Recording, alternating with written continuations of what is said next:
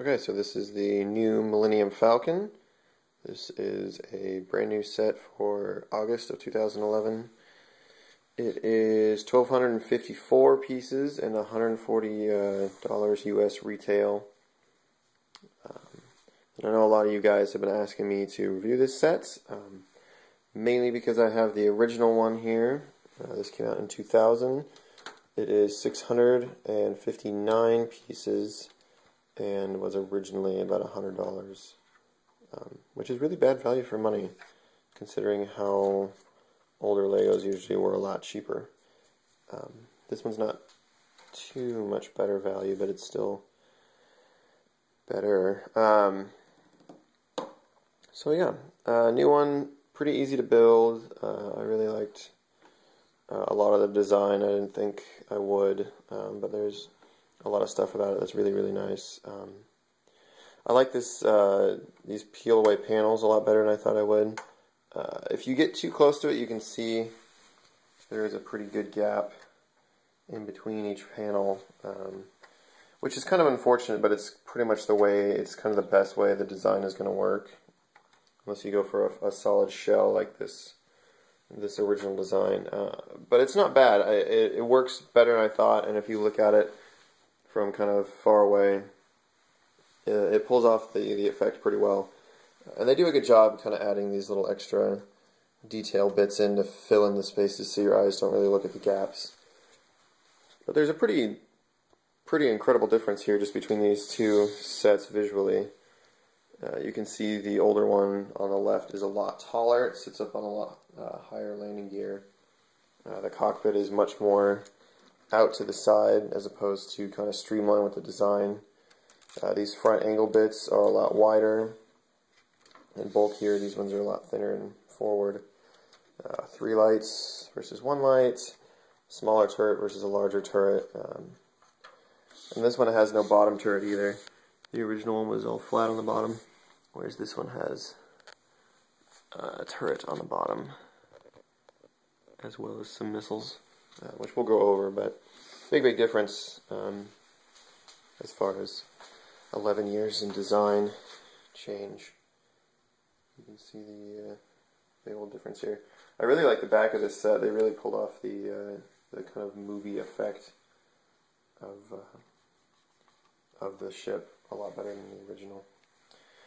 One thing though, if you notice, I just pushed down this sticker. My stickers for some reason came like half peeled on the little sheet that they usually come stuck to, so for some reason there's a couple stickers I have that aren't actually gluing down. So I might have to order some new ones. But I don't think that's a problem with this set. I think it was just a problem with my order.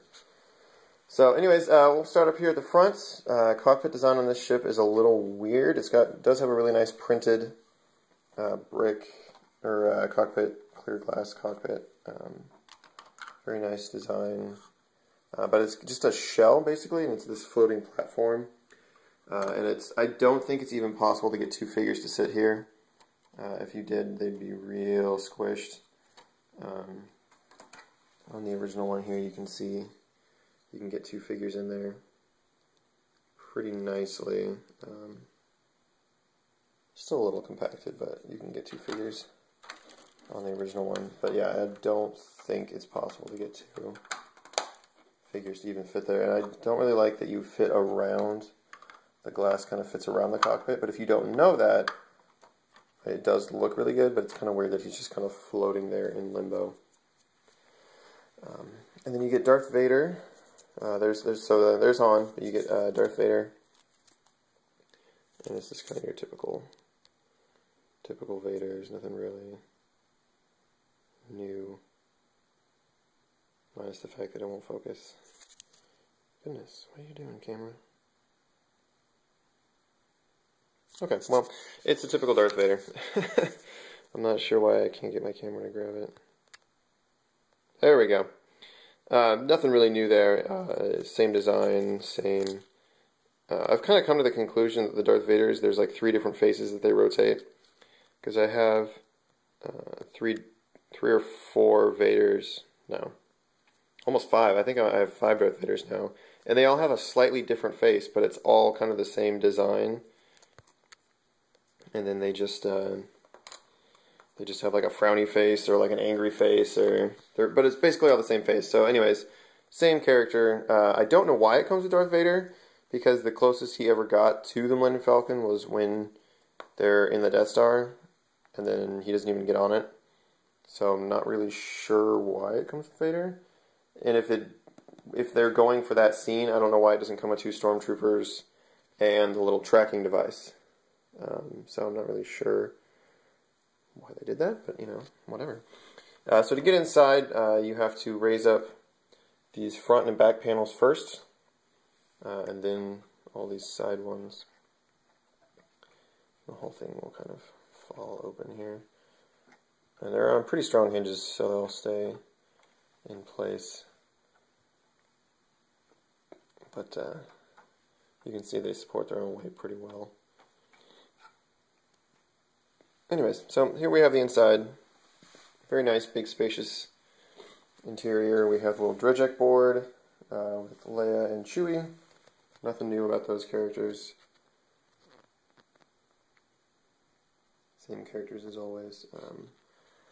Then we have 2 beds over here.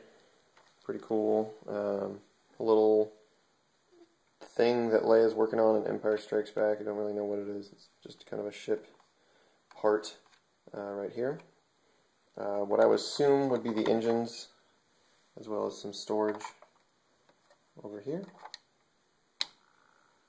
Up front we have another spot for some storage on this main panel, and I have Luke's hairpiece sitting here, and Chewie's bowcaster.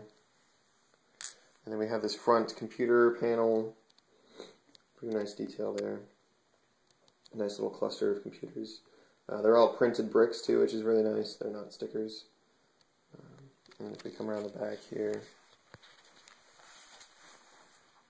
we have Luke and Obi-Wan, and Luke is being trained to use his lightsaber against the little test droid.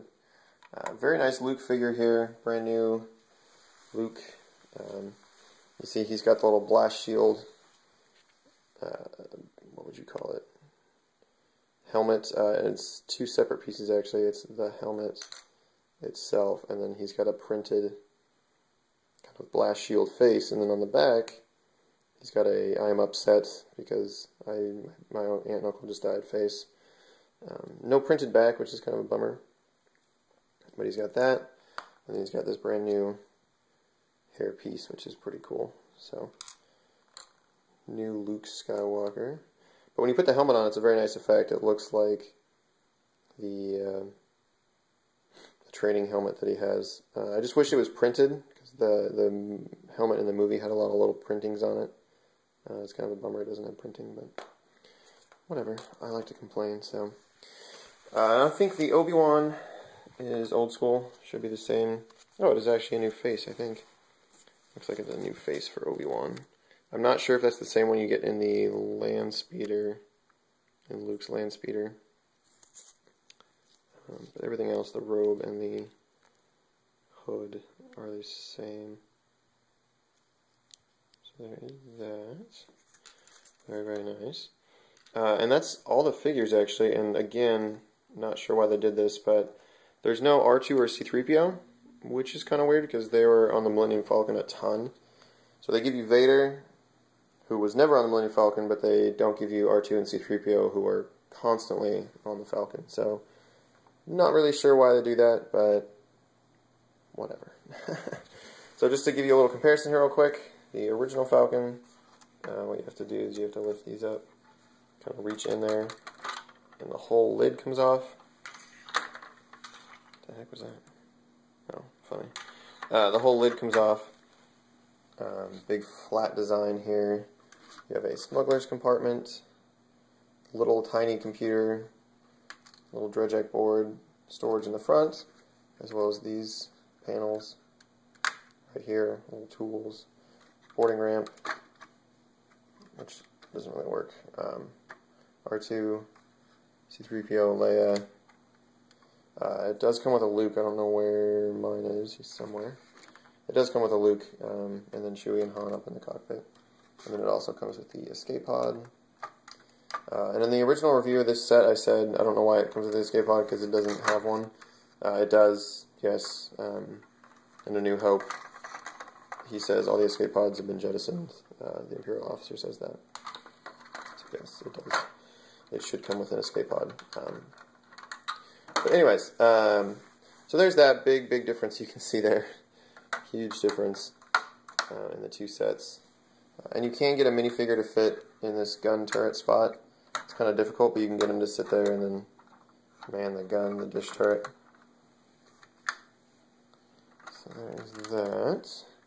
Other features on the new one, though. Go back to that. See if I can get this back up. There we go.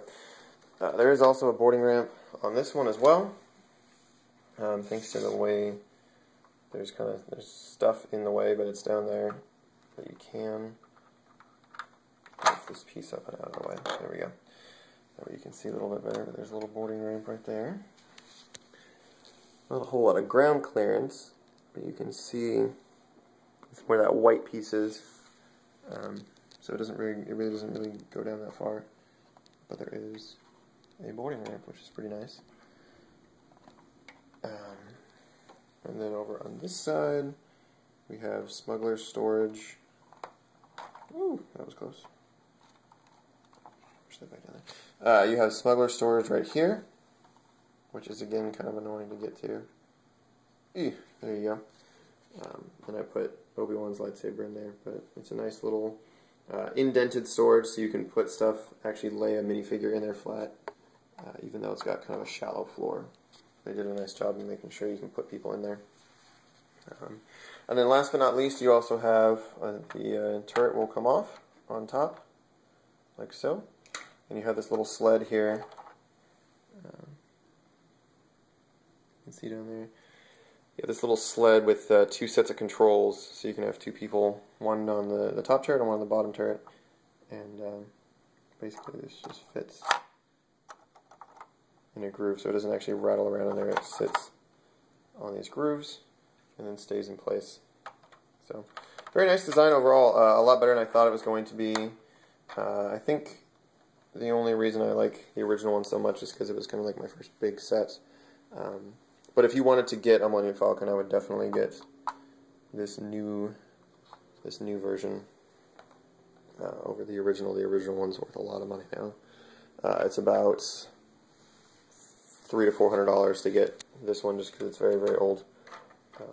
But this one, $140, not too bad. For 1,200 pieces, that's not bad value, especially these days. A lot of sets are costing a lot more. So it's not too bad. Pretty easy to build.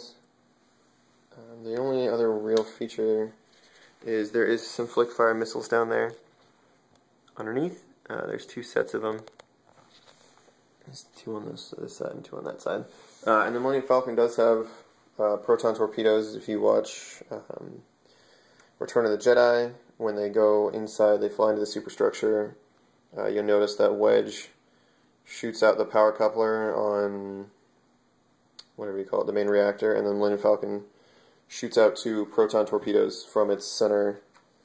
It just kind of comes out of the center of the ship. So it does have proton torpedoes. That's not like an extra feature they added. I just wish they kind of weren't. I wish they could kind of hide away because they're pretty obvious up front.